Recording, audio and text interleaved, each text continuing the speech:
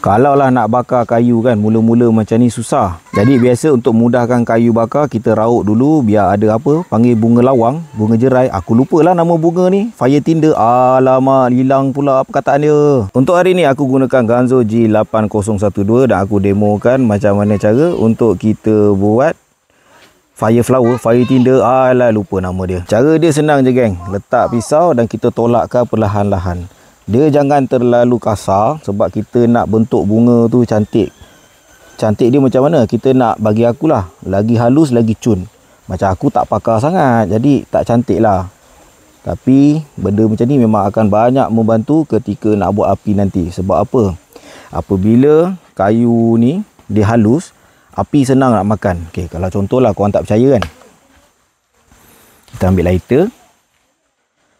Pada kayu yang besar macam ni, letak.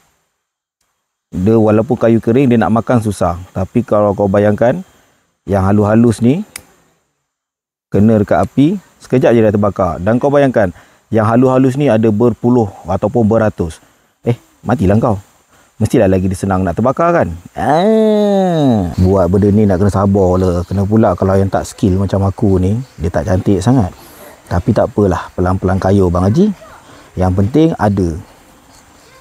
Yang ini kalau geng-geng survival tengok gelak je. Alamak, budak ni buat review tak apa-apa. Tapi itulah, kita share-share idea je bang kan.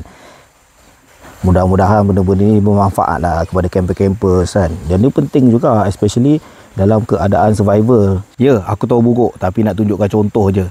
Ini yang buruk ni pun. Okay, contoh kita pasang lighter.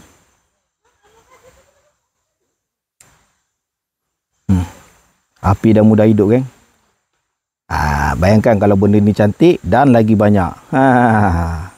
Alright, itu saja. Semoga bermanfaat.